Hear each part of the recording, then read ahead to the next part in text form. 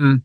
Yeah. I was talking to some people today, because I knew I was going to tape this, about comparisons among like marijuana, LSD, psilocybin, and I realized like, okay, so they have some things obviously in common.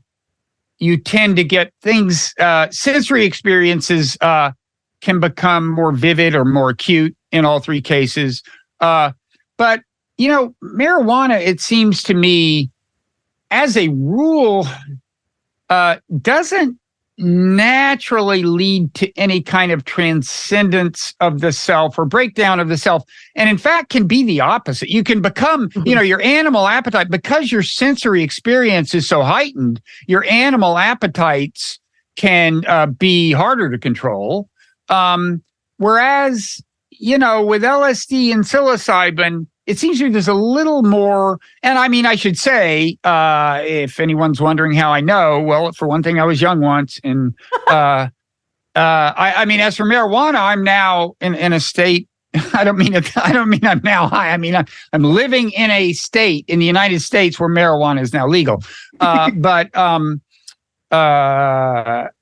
So I can speak unabashedly about that, although I don't actually imbibe very often. But as for, but you know what I mean? So like LSD and psilocybin, I mean, LSD, I always thought it kind of naturally turns you into this anthropologist from Mars, who's in a certain sense almost alienated from the human experience. Whereas with marijuana, you're more drawn into the human experience. Does that make any sense? No, they're totally different neurotransmitter systems. So, marijuana works on the endocannabinoid system. We have a whole cannabinoid system that clicks into, and psilocybin and LSD are working on the serotonin system. So totally different neurotransmitter systems that those are activating.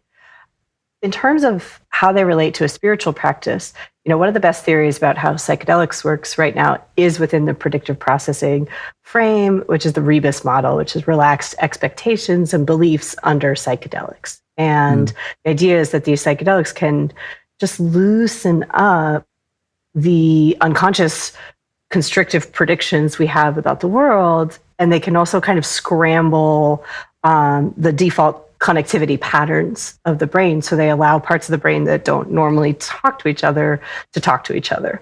And that's transient, and then it goes away again when the drug wears off. But you can have some very interesting insights, and yes, like life-changing insights in those states. But the brain state is transient. Whereas with meditation, I think what's happening there is that the brain is changing more slowly, but the changes are more stable.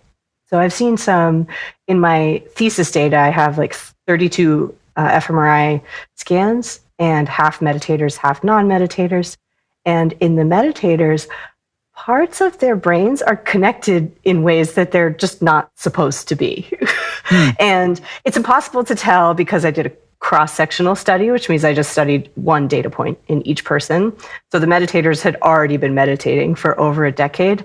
Their brains might have started out that way, and that's what got them interested in meditation in the first place. But my suspicion is that over time, as you're gradually, over and over, every day, changing the default way your brain wants to process information and just tweaking it slightly, that over time, that results in these stable, lasting changes in the structure and function of the brain. Okay. So does that mean when you say more connected, there's more of a correlation among levels of activity in these different parts of the brain than there would normally be? Exactly. And typically, the brain is composed of a bunch of different networks that each have their own functions, and the networks very rarely talk to one another unless something very unexpected happens and you need to update a prediction, and then it looks like communication happens across networks. However, in the experienced meditators that I was studying as part of my PhD thesis, different nodes of networks that really are not supposed to be talking to each other were talking to each other. And so parts of the brain that do attention seem to be connecting up with the default mode network. in the meditators and not in the non-meditators. And then this has also been shown to transiently happen when you're on a psychedelic.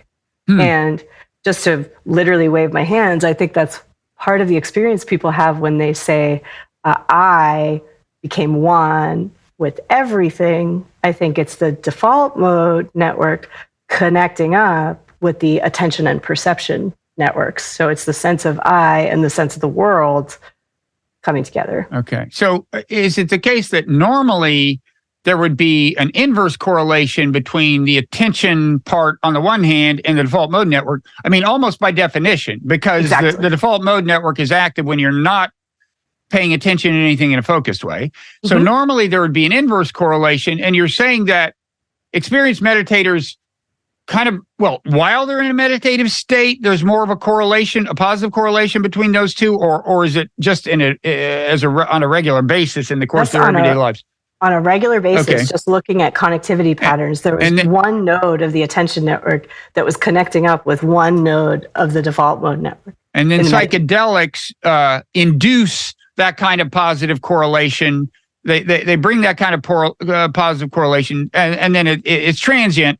I mean, maybe it'll come and go during the experience itself, but certainly falls away after the psychedelics result. And it will maybe precipitate insights that you remember that could lead to lasting change, but it's gonna come online and then it's gonna go away when the drug goes away. That's interesting.